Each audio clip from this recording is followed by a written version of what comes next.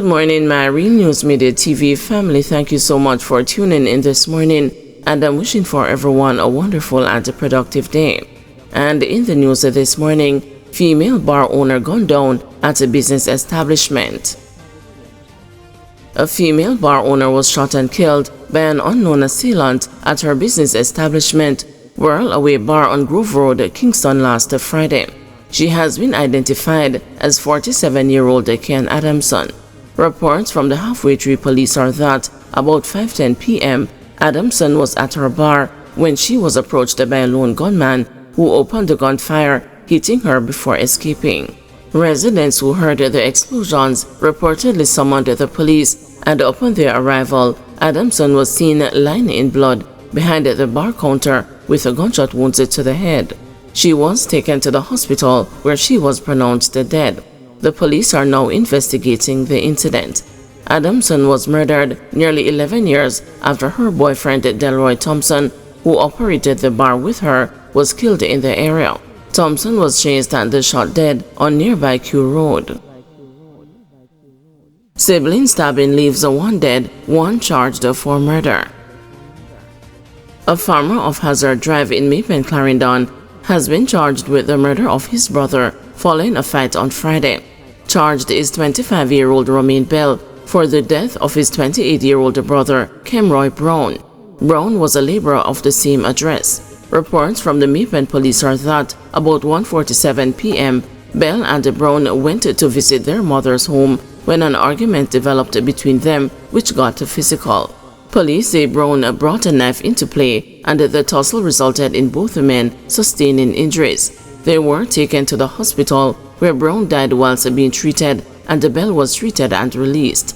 He turned himself into the police and was subsequently arrested and charged on Monday, following a question and answer session in the presence of his attorney. Police targeting known violence producers in St. Catherine SOEs. With the entire parish of St. Catherine now under a state of public emergency, the police are again seeking to assure that the measure is not meant to oppress law-abiding citizens. An SOE was declared for St. Catherine North on Tuesday morning and imposed in St. Catherine South last week.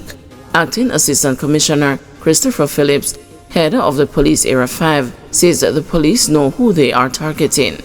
Both divisions have their list of violence producers, persons of interest, wanted persons, persons who we know that it's all about them. We're going after those persons. I would say to our law-abiding citizens, don't be too concerned and get worked up about our operations. No.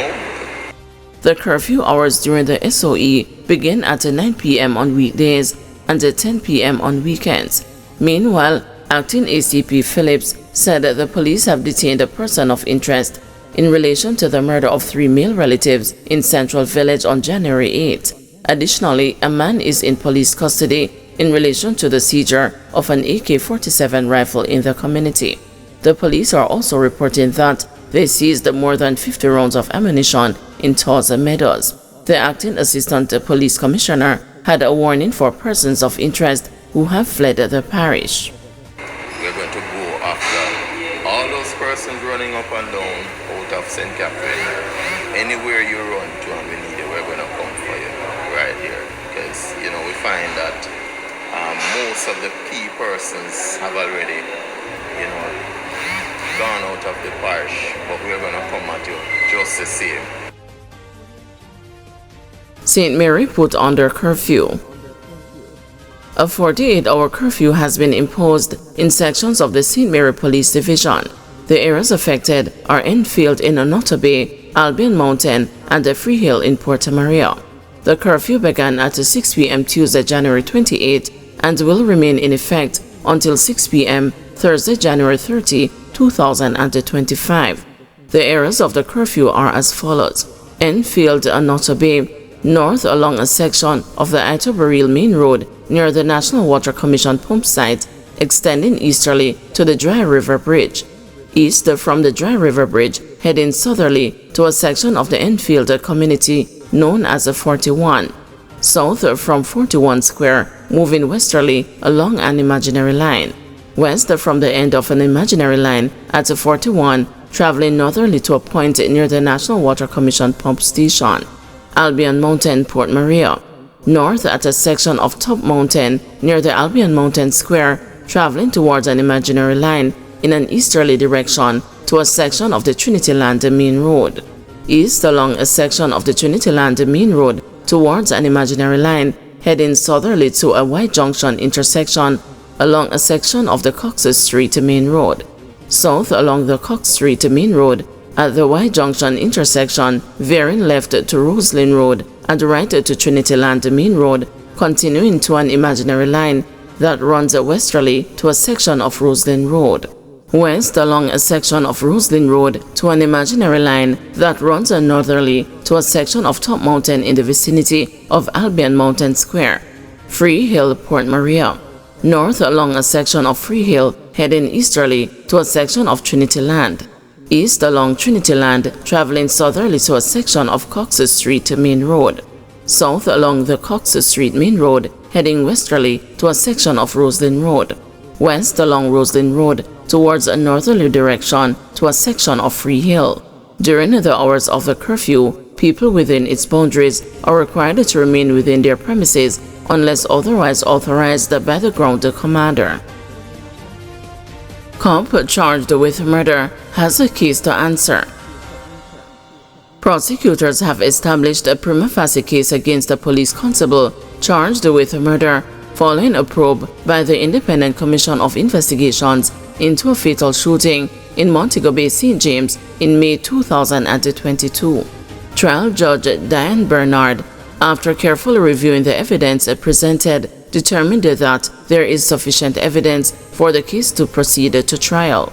Justice Bernard handed down the ruling on Monday in the St. James Parish Court, transferring the case to the St. James Circuit Court for mention and a case management conference on May 22. The constable's bail was extended until that date.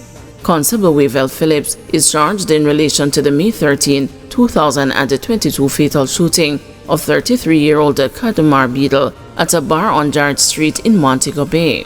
It was reported that Beadle and Constable Phillips, who was off duty, had an argument at the bar. During a tussle, Beadle was shot and the police implicated. Both men were taken to hospital where Beadle was pronounced dead. Constable Phillips, who had left the island following the incident, was taken into custody on his return to Jamaica 7 months after the Director of Public Prosecutions ruled that he be charged with the offenses of murder and making use of a firearm to commit a felony. Residents who had blocked the road at Hart Street in protest against the shooting had claimed that it was carried out in circumstances that were unjustified. Jamaican national convicted on escaping lawful custody in Antigua. A 26-year-old Jamaican national has been convicted and fined EC $1,500 after he pleaded guilty to escaping the lawful custody of the Antigua and Barbuda Immigration Department earlier this month.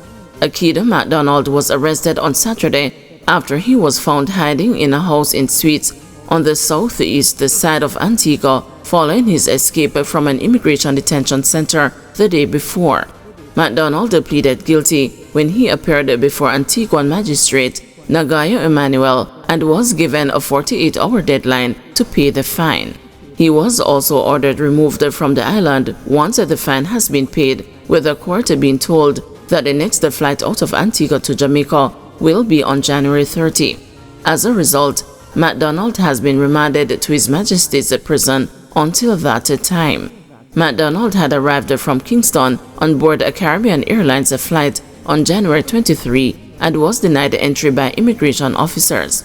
The court was told that along with a number of other people, he was transported to the immigration detention center at Coolidge to await his return to Jamaica, but he scaled the southern iron gate of the compound with his knapsack on his back and fled. Guys, thanks for watching. Please join us this afternoon at 2 p.m. for another news update.